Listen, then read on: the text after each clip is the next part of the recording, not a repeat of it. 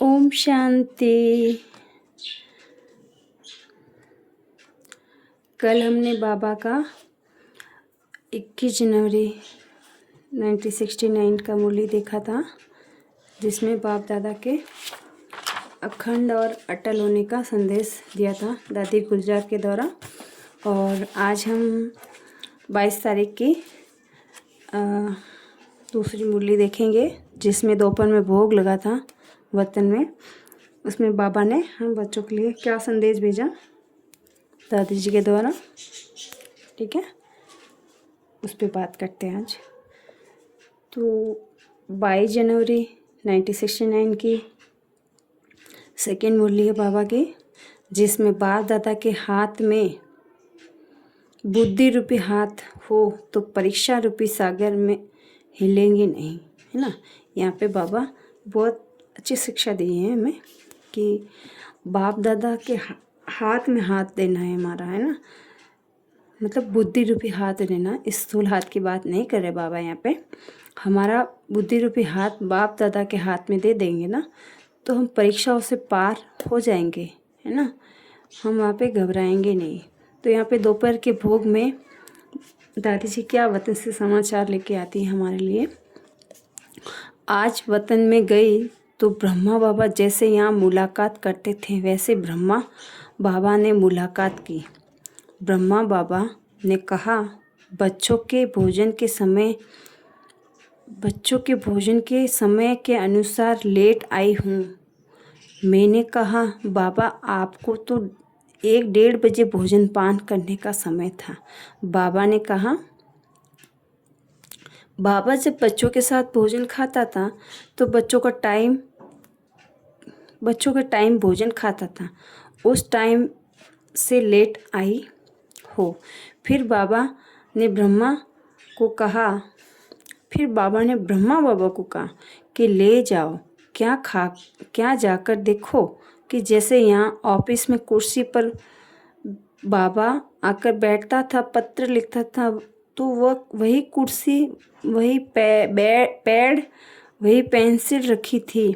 और मैं तो हैरान हुई, और ये सब चीज़ें वतन में कैसे आई।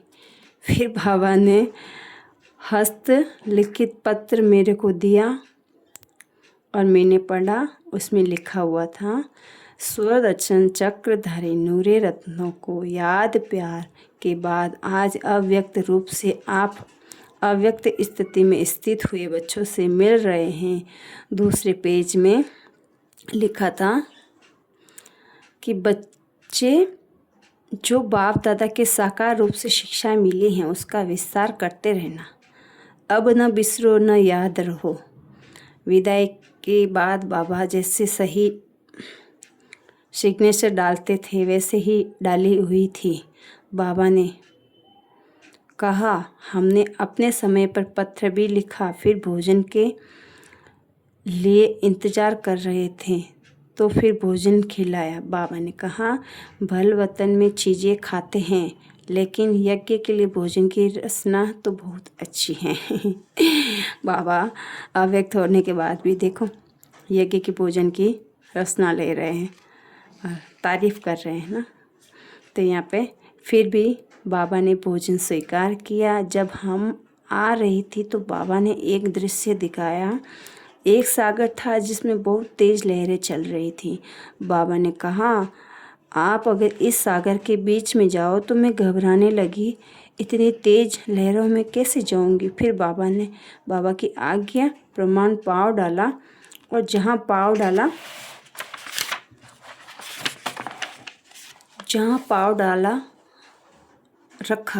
पाँव रखा वहाँ की लहर शांत होती गई। फिर क्या देखा कि बाप दादा दोनों ने छोटी छोटी नाव उस सागर के बीच में डाली, लेकिन कोई नाव तो सागर की लहर आने के साथ गायब हो गई, कोई तो लहर इधर उधर होती रही, और कोई तो जैसे है वैसी ही रही। हमने ये देखने में ही बिजी हो गई, और फिर वह सीन ख़त्म हो गई। बाप दादा ने कहा, यह खेल बाप ने प्रैक्टिकल में रचा है। जिन बच्चों की जीवन रूपी नैया बाप के साथ में होगी वह हिलेगी नहीं। अभी तुम परीक्षाओं रूपी सागर के बीच में चल रही हो। जिनका कनेक्शन होता है, नहीं, जिनका कनेक्शन अर्थात जिनका हाथ बाप दादा के हाथ में होगा, उनकी यही जीवन रूपी नैया ना हिलेगी, ना डुलेगी, ना डूबेगी। तुम बच्चे इसको ड्रामा का खेल समझकर चलेंगे तो डगमग नहीं होंगे, और जिनका बुद्धि रूपी हाथ और साथ ढीला होगा वह डोलते रहेंगे। इसीलिए बच्चों की बुद्धि रूपी हाथ मजबूत रखेंगे तो खास ध्यान रखना है ना। यहाँ पे क्या बोला बाबा ने कि इसीलिए बच्चों को बुद्धि रूपी हाथ मजबूत रखने का खास ध्यान रखना है। बुद्धि रूपी हाथ की बात बाबा कर रहे हैं यहाँ पे, है ना। बुद्धि रूपी हाथ की बात करेंगे खास, तो बाबा उसका खास ध्यान रखेंगे। तो यहाँ पे ये बाबा के अव्यक्त होने के बाद की सेकंड मूल्य थी जो हमने आज देखा, उसके बारे में डिस्कस किया। और कल हम 23 जनवरी 1969 की मूल्य के बारे में बात करेंगे। ठीक है, ओम शांति।